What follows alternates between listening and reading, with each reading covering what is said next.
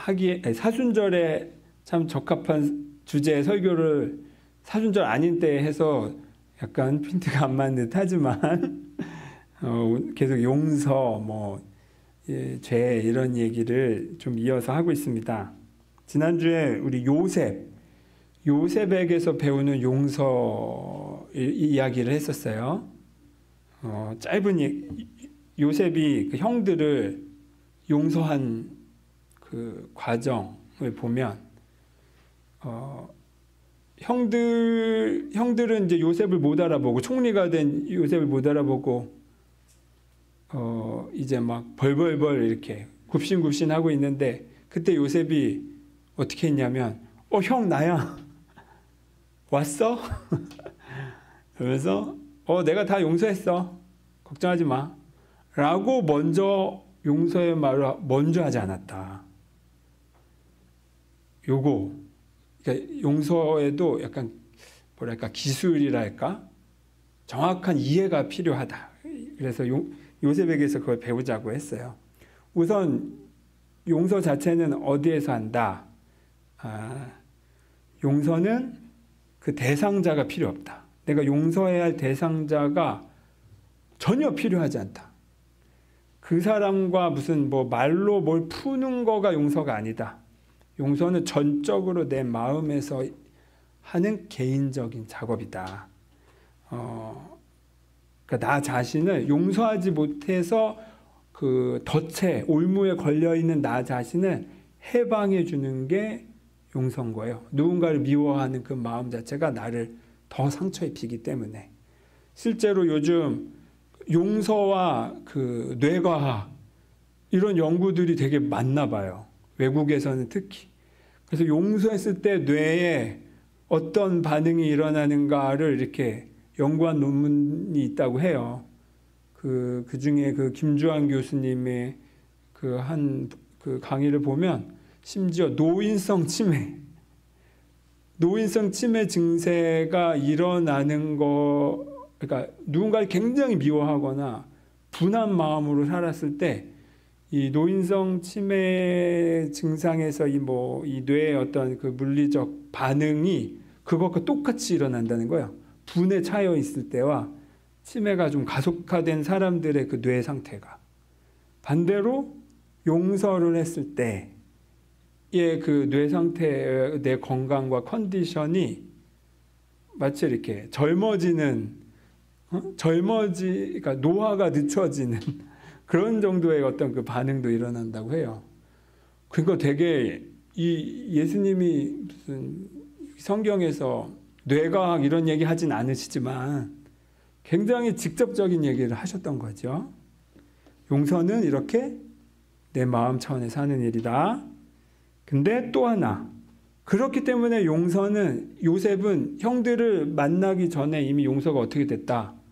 형들을 대면하고 나서야 옛 생각이 일어나면서 그제서야 막 용서를 할락말락 하는 게 아니라 이미 마음에서 하는 거기 때문에 이미 예전에 용서를 끝내놓은 거예요.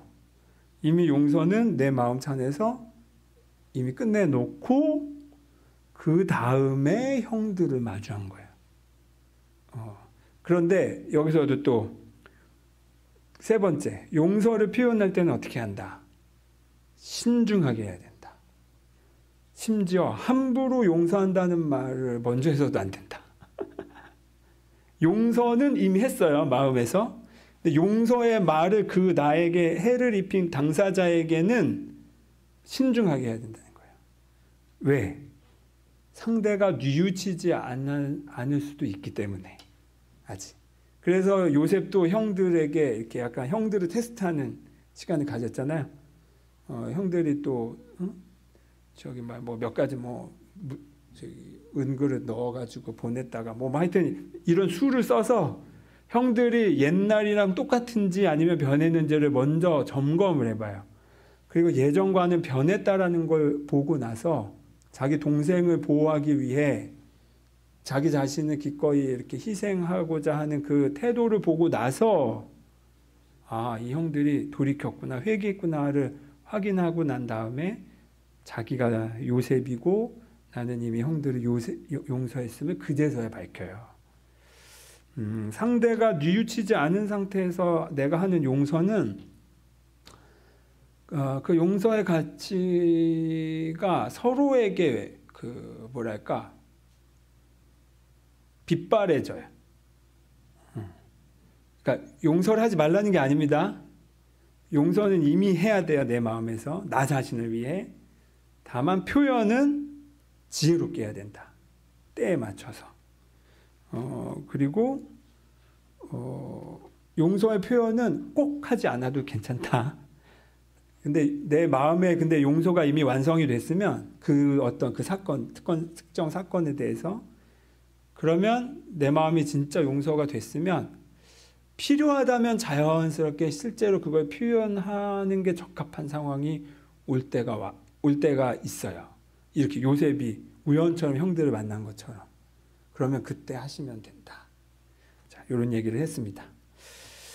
지난주에 이어서 더 용서에 대한 이야기를 이어가는데 좀 더 또 추가하고 싶은 게 있어요. 내가 용서를 하기 위해서, 화해를 하기 위해서 이런 경우가 있어요.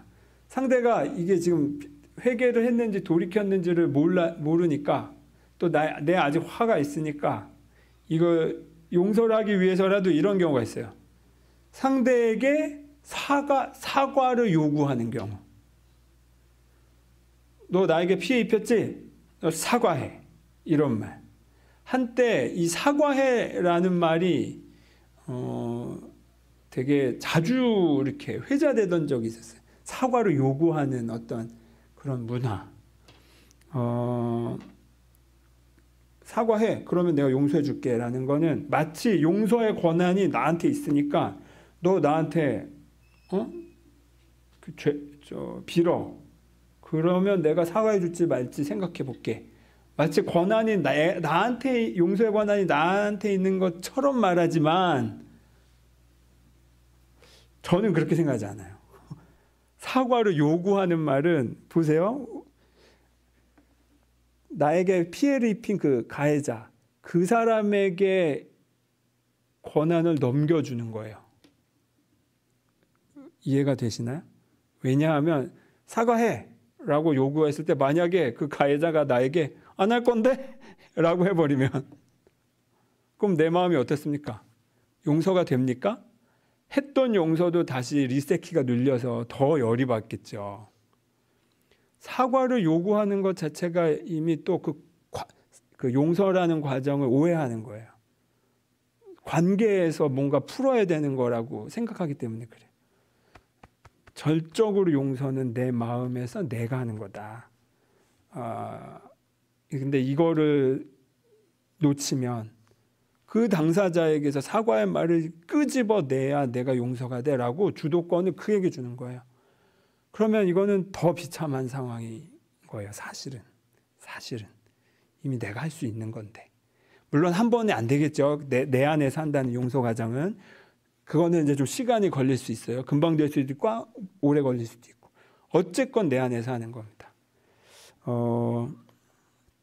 그래서 더더욱 용서는 대상이 필요하지 않다. 사과를 요구할 필요가 없다. 요구하지 않는 게 더 낫다라고 여러분께 꼭 이렇게 짚어서 말씀드리고 싶어요. 그리고 오늘 용서를 또 이어서 말씀드리고 싶은데 계속 용서에 대한 주제를 하고 있습니다. 여러분 혈자리 이런 말 아시죠? 혈자리. 네. 보통은 이제 뭐 지압할 때, 발지압, 손지압할 때 그 오장육부가 발이나 손에 다 있어서 어디 혈자리를 누르면 뭐 머리가 이제 시원해지고 또 여기 손 여기를 하면 이제 소와 관련된 배와 관련된 게 혈자리가 여기 있어서 여기 이 작은 점 하나가 몸 전체를 이게 몸의 어떤 특정 기관에 연관돼서 영향을 준다 이거잖아요. 그래서 혈점, 혈자리 이런 표현을 써요. 거기 하나만 공략하면 나머지가 영향을 받는다 이런 뜻이 이런 상징으로도 자주 써요. 그리고 이제 쓰는 말 중에 하나가 뭐 키포인트 이런 말도 쓰죠. 키포인트. 그러니까 키를 꼽는 곳인 거죠. 키를 꼽는 곳. 그러면 이 육중하고 크고 무거운 문도 여기만 키를 넣어서 돌리면 문이 열린다는 거예요. 그 큰 문, 그 무거운 문도. 자, 요런 게 중요해요.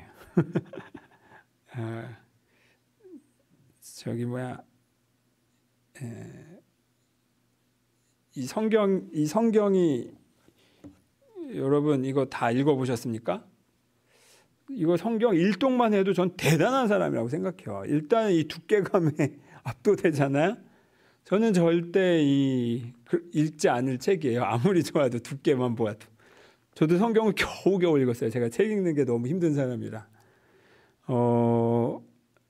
근데 이제 신앙적 초보거나 아니면 신앙생활을 오래 해도 그래 이렇게 긴 책들을 어떻게 다 이해하고 어떻게 다 파악하지? 라고 할 수 있죠. 이럴 때 이제 중요한 게 아까 제가 말씀드렸듯이 혈자리, 키포인트를 아는 게 중요해요. 그래서 잘 가르치는 사람들은 항상 이 전체를 말하기 전에 이것 핵심이 뭔지를 길을 잃지 않도록 공부하는 사람들이 길을 잃지 않도록 먼저 핵심이 뭔지를 알려주고 나서 쫙 이렇게 설명해 주죠. 그래서 제가 예수님을 좋아해요. 예수님 당시만 해도 그렇고 지금도 그렇고 유대교의 율법들은 무지하게 많아요. 이 구약 성경 전체가 유대교의 가르침이고 또 이제 우리 기독교인들은 모르는 뭐 이렇게 몇 가지 더 주석서들이 있어요. 구약 성경에. 그 많은 것들을 이제 다 읽고 다 외우고 하지 않아도 핵심을 알면 되는 거예요. 예수님이 그래서 성경에 자주 그 핵심, 혈자리, 중요한 게 뭐야? 이거다를 자주 가르쳐 주세요. 그게 뭡니까? 저처럼 책 읽는 거 어려워하고 길어지면 길을 잇는 저 같은 이렇게 좀 이해력이 떨어진 사람들을 위해 예수님이 미리미리 잡아주신 핵심이 뭐다? 사랑이에요. 그런데 보세요. 물론 여러 가지 표현으로 하셨어요. 여러 문장으로도 표현하셨고. 근데 그래서 결국 핵심이 뭐냐면 사랑이라는 단어로 할 수 있는데 그 사랑 외에 또 다른 제가 여러분에게 강조하고 싶은 혈자리, 성경의 핵심. 그래서 어떻게 살라는 거야? 가 바로 저는 용서라고 말하고 싶어요. 결국 사랑과 용서는 같은 말이에요. 다만 차이는 뭐냐? 용서가 더 큰 이렇게 어디에든 적용할 수 있는 개념이라면 사랑이 용서는 어떤 갈등 상황에서 가해와 피해 상황일 때 사랑이 드러나는 방식이 용서인 거죠. 갈등과 피해, 가해와 피해. 내가 가해자든 간에 피해자든 간에 이 상황에서 사랑이 어떻게 표현되고 드러나는가가 용서인 거예요. 용서.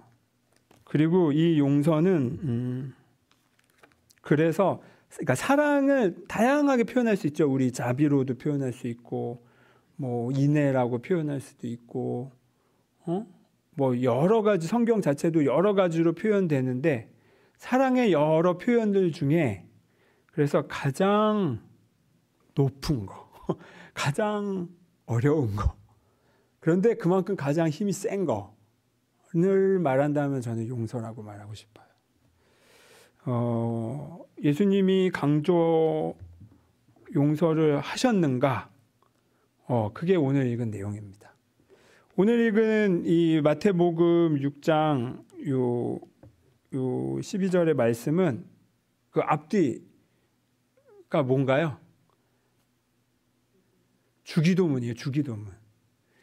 그러니까 이거예요. 주기도문 자체도 성경의 가르침, 율법의 가르침, 하나님의 그 많은 그 가르침, 여러 가지로 표현된 그 많은 가르침을 토대로 핵심만 뽑아내서 기도해라라고 또 이렇게 혈자리 가르쳐 주신 거예요. 기도할 거면 이렇게 해. 그러니까 이 주기도문은 우리의 모든 기도의 기준이 돼야 되는 거죠.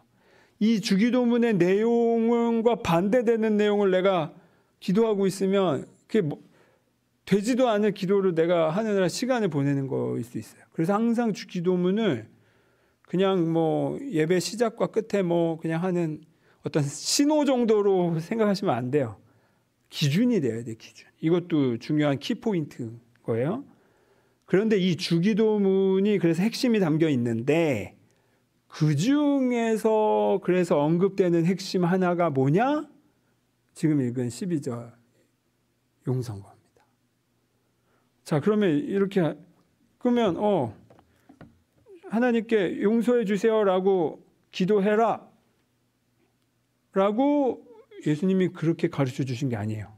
용서를 강조하면서 하나님께 빌어, 죄를 사해 달라고 빌어라 라고 말한 게 아니라 뭐라고 얘기하시냐면 우리가 우리에게 죄 지은 자를 사하여 준 것 같이 우리 죄를 사하여 주십시오. 이렇게 스스로 조건을 걸어요. 기도하는 분이. 그냥 죄 사해 주세요. 이렇게 기도하면 차라리 더 편하잖아요. 내가 하든 말든 남의 죄 사해 주든 말든 상관없이 나만 용서해 주세요 하면 그게 더 쉽고 좋은데 그렇게 기도하지 말아라는 거예요. 왜? 그런 기도는 들어질 수가 없기 때문에. 결국 뭐냐면 다시 말하면 누군가의 죄를 내가 용서해 주는 그대로 너가 용서받는다를 그냥 단언적으로 말씀하신 거나 마찬가지입니다. 그러니까 내가 누군가의 죄를 용서한 다음에 하나님 용서해 주세요 하고 하나님이 이렇게 봐서 알았어 하고 시간차를 두고 용서해 주시는 게 아니라 내가 누군가를 용서하는 그 즉시 나의 죄에서도 내가 자유로워진다. 이런 얘기인 거예요. 그리고 심지어 이렇게 딱 말씀하시면 되는데 그 주기도문을 가르쳐 주신 다음에 뒤에 14, 15절, 6장 14, 15절에 또 한 번 말씀하세요. 너희가 사람의 잘못을 용서하면 너희 하늘 아버지께서도 너희 잘못을 용서하시려니와 너희가 사람의 잘못을 용서하지 아니하면 너희 아버지께서도 너희 잘못을 용서하지 아니하시니라. 한 번 더 언급했어요.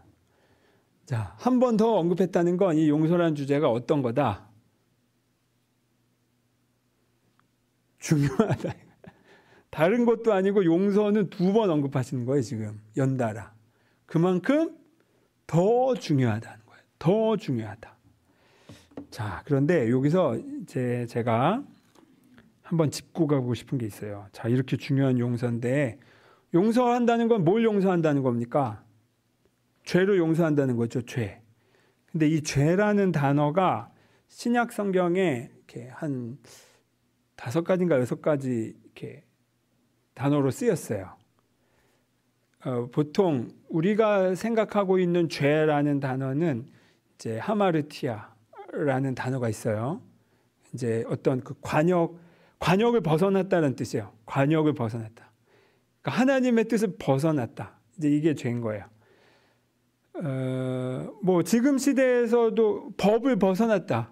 이런 거죠. 이런 데다가 죄라는 단어를 써요.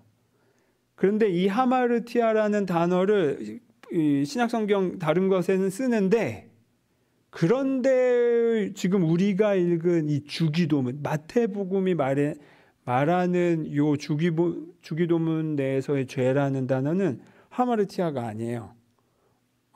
예전에 우리 주기도문 특강할 때 제가 열심히 춤을 튀기면서 말씀드렸는데 이 단어 자체는 뭐냐면 빚이에요. 빚.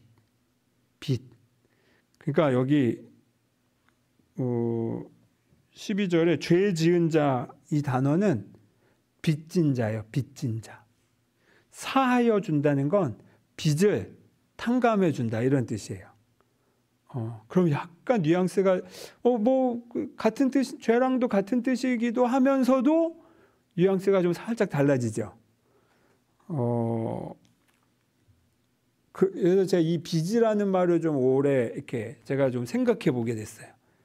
빚이라는 것이 뭐고, 그래서 왜 빚을 탕감해 달라 이런 식으로 표현을 했을까? 그냥 직접적으로 죄라고 표현할 수도 있는데, 여러분은 빚이라고 하면 무엇이 느껴지시나요? 그 느낌. 저희 아버님도 빚 때문에 되게 어려움이 크셨어요. 그래서 그 경제적 그 빚의 어려움은 집안 전체에 영향을 주잖아요.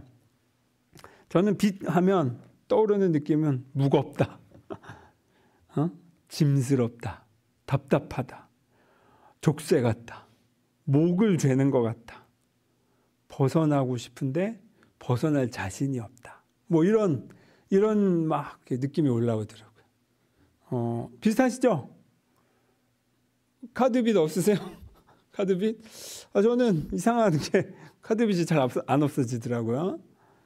이것도 은근히 신경 쓰이잖아요. 빚이라는 거는 내가 빌려 쓴 것에 대해 갚아야 하는 의무, 책임을 뜻해요. 그러니까 빚이 무거운 이유는 그 책임 때문이에요. 책임. 근데 죄인, 그러면 여기서 죄인이라고 우리가 그냥 퉁쳐서 표현하지만 빚진 자라는 건 뭐냐? 결국에 갚을 수 없는 부채 상태인 거예요. 갚을 수 없는 부채 상태가 이 성경이 말하는 우리의 현실인 거죠, 현실. 근데 그거는 하나님이 보기에 너 갚을 수 없는 정도의 그 빚의 상태야 라고 할 수도 있지만, 이것도 잘 들어보세요. 내가 내 자신을 생각할 때 내 스스로를 나는 빚을 갚을 수 없는 만큼 절망적인 상태야 라고 보는 것이기도 해요. 내가 나를 그런 절망적인 빚진 상태, 희망이 없는 상태라고 인식한다. 자, 그런 상태에서 하나님이 우리의 빚을 탕감해 주셨듯이 라는 말은 이 갚을 수 없는 빚이 한 방에 사라졌다. 이렇게 말하니까 되게 종교적이고 뻔한, 우리 죄사함이란 말을 되게 우리가 어쩌면 되게 흔하게 생각할 수도 있는데, 여러분의 마이너스 통장이 0이 된다고 상상해 보세요. 여러분의 그 대출금이 하루아침에 0이 된다고 생각해 보세요. 와우. 새로 태어난 것 같을 거예요, 저는.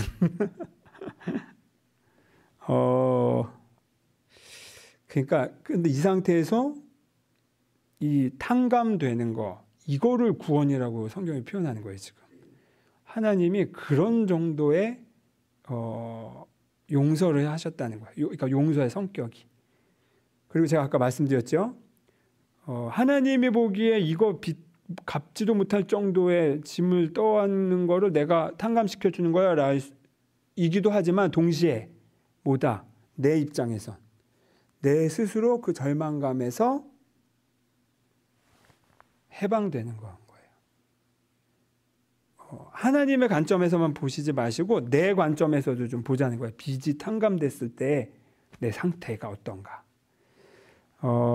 왜 제가 이 빚이라는 말, 이 책임, 갚아야 된다라는 책임, 근데 갚아야 되는데 갚을 수 없는 이 무거운 책임, 왜 이 단어를 여러분과 나누고 싶냐면, 바로 이 책임이 뭡니까? 죄의 책임. 우리가 자주 쓰는 말이잖아요. 죄, 책감. 그래서 제가 자꾸 죄책감이란 말을 자주 쓰는 이유가 그거예요. 하나님은 그 빚을, 그 책임을 묻지 않겠다고 하는데, 내가 은행이 내 빚을 탕감해 준다고 이렇게 문서가 왔어요. 그동안 내가 이 돈을 갚을 길이 없어서 맨날 간장에 밥만 먹고 있다가 영양실조가 걸려 있는데, 은행에서 빚 탕감합니다 하고 왔어. 그런데 내 자신이 그걸 안 믿고 아니야, 그럴 리가 없어. 내 빚이 얼마나 크고 무거운데 하면서 계속 간장에 숟가락 찍어서만 먹고 사는 거예요. 내 착각으로. 용서됐다라는 거를 내가 받아들이질 않아서. 그래서 죄책감이 죄 자체도 무섭지만 죄책감도 무섭다는 겁니다. 정신 차려야 된다는 거예요. 죄책감에 자신을 오래 방치하는 거는 그거는 그 자체로 또 하나의 죄의 속성인 거예요. 책임을 묻지 않음. 이것을 우리 스스로가 누릴 줄 알아야 된다는 겁니다. 근데 이 빚을 탕감해 준다는 말, 이 말이 구약 성경에도 있어요. 여러분 아시나요? 법으로 있어요. 저기 뭐 여러 군데 나오지만 제 레위기 같은 데 보면 그 법의 이름을 뭐라고 부르냐면 희년법이라고 불러요. 희년. 기쁜 해라는 거예요. 기쁜 해. 이 희년법이라는 게 뭐냐면 50년마다 모든 채무 관계를 리셋키를 눌러준다는 거예요. 이제 채무 관계 다시 다 0으로 돌려. 그냥 모든 이스라엘 민족은. 그리고 돈뿐만 아니라 땅도 땅을 매매할 수는 있지만 그 법으로 뭐라고 얘기하냐면 구약성경 레위기에서는 근데 영구히 매매할 수는 없다. 그러니까 구입해서 소유할 수 없다. 이것도 50년 되면 리셋키가 눌러서 원래 처음 각 지파에 나눠줬던 그 땅으로 다 돌아가야 돼. 그리고 또 이것뿐만 아니라 노예. 보통 노예가 어떻게 됩니까? 빚을 갚지 못해서 노예가 돼요. 그거는 우리나라나 뭐 그 당시 고대 이스라엘이나 마찬가지. 그리고 혹은 이방인이나 전쟁 포로가 될 수 있죠. 나그네인 사람도 노예가 돼요. 이런 노예 신분도 희년이 되면 그 노예 신분에서 해방. 와우. 듣기만 해도 이런 법이 성경에 있었어? 희년이라는 이 개념은 정말 너무 놀라운 법인 거야. 놀랍다부터 이상적인 법이죠. 지금 이스라엘이 유대인들이 이 희년법을 지키는지 모르겠어요. 제가 장담컨대 안 지킬 것 같아. 그리고 제가 이렇게 언뜻 기억하기로는 이 희년법이 제대로 지켜진 일이 그렇게 많지 않은 것 같아요. 이스라엘 역사에서도. 아마 예수님 시대에도 그랬던 것 같아요. 그 당시 우리 요즘 하고 있는 숲으로 본 예수 보면 사두개인들 그 권력자들이 지주들이 안 내놓잖아요. 그렇듯이. 그런데 이 희년법을 예수님이 회당에서, 그러니까 우리로 말하면 이렇게 예배 시간에 나와서 다 이사야 선지자의 글을 읽으면서 언급하신 적이 있어요. 제가 읽어드릴게요. 예수님께서 안식일에 회당에 가셔서 이사야 선지자의 두루마리를 건네받아서 펴시고 이사야서에 있는 이 부분을 읽으신 거예요. 주님의 영이 내게 내리셨다. 주님께서 내게 기름을 부으셔서 가난한 사람에게 기쁜 소식을 전하게 하셨다. 주님께서 나를 보내셔서 포로된 사람들에게 해방을 선포하고 눈먼 사람들에게 눈뜸을 선포하고 억눌린 사람들을 풀어주고 주님의 은혜의 해를 선포하게 하셨다. 이게 누가복음 4장 18, 19절입니다. 예수님이 인용하신 거는 이사야서 61장에 나오는 내용이에요. 주님의 은혜의 해를 선포하게 하셨다. 요게 희년이에요. 요게 희년을 선포하게 하셨다는 거예요. 주님께서 나를 보내셔서 그래서 내가 와서 내가 하는 모든 말과 사역을 통해서 예수님의 사역을 통해서 희년이 실현된다 이런 거예요. 억눌린 사람 풀어주고 눈먼 사람 눈 뜨고 포로된 사람 해방되고 기쁜 소식. 그렇죠. 기쁜 소식이죠. 자, 이게 바로 예수님이 하신 일인데, 그래서 예수님이 하신 게 뭐다? 이 희년을 실현시키기 위해서 용서를 말씀하신 거예요. 다르게 표현하자면 빚을 갚아야 되는 그 무거운 책임감에서 해방, 노예된 신분에서 해방 시키셨다는 거예요. 그럼 예수님 이후에 이스라엘에 노예가 없었습니까? 없긴요. 지금 시대도 있는데 지금은 경제 사회적인 노예가 있죠. 신분적 노예는 아닐지언정 한 번도 그 노예가 사라진 적은 없어요. 그럼 예수님이 하신 말씀은 뭐냐? 뭘까요? 아까 제가 말씀드렸듯이 내가 내 스스로 노예의 상태, 갚지 못할 죄, 빚을 내 스스로 압도돼서 억눌려 있는 이 상태에서 그 짐을 치워주셨다는 거예요. 그리고 그거를 내가 받아들이는 거. 그게 바로 노예에서 해방된 겁니다. 그래서 심지어 내가 실제 신분적 노예를 할지라도 내 마음이 내 자신을 억압되고 내 스스로를 낮추고 내 스스로를 못났고 나는 태생이 이것밖에 안 되는 사람이야 라고 내 스스로 깎아내렸을 때 거기에 머무르지 않고 그거를 박차고 나올 때 그 자체가 해방인 거예요. 그래서 내가 노예다 아니냐는 남의 허락을 구할 필요가 없습니다. 우선은 내 안에서 내 자신을 어떻게 인식하냐에서부터 시작되는 겁니다. 그러면 예수님이 희년을 실행하신 게 맞죠. 요한복음 9장에 그 나면서부터 눈먼 거지, 그 자기 이름도 없이 살던 그 거지가 예수님 만나고 어떻게 됩니까? 나는 나다라고 말했다 그랬잖아요. 이렇게 단순히 눈 뜨고 다리 앉은뱅이 일어나고 이런 수준이 아니라 완전히 자기 존재 자체가 자의식이 완전히 깨어난 사람. 비로소 나로서 하나님의 자녀답게 살 수 있게 해방된 사람.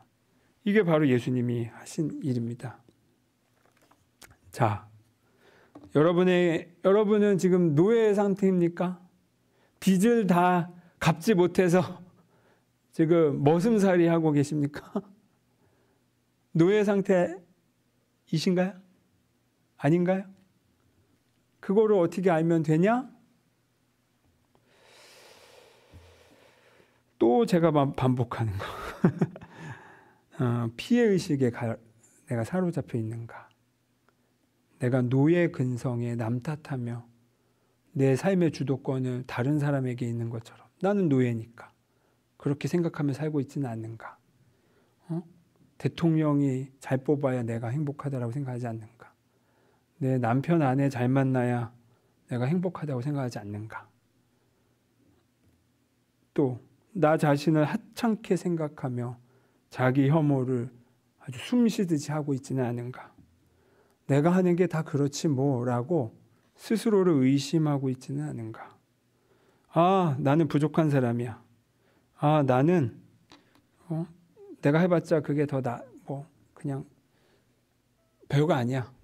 그냥 조용히 묻혀서 살아야지. 이런 식으로 나 자신을 비관적으로 생각하며 살고 있지는 않은가? 반대로 이 비관적인 마음을 숨기려고 제가 말씀드렸죠. 과대 포장하는 경우도 있다. 자존심 내세우고 으스대는 거, 이런 거는 그 근본은 똑같다고 했어요. 마음이 텅 비어 있고 자기가 부족하다고 느끼기 때문에 포장하는 거니까 똑같아요. 결국 자기를 하찮게 여기는 거예요.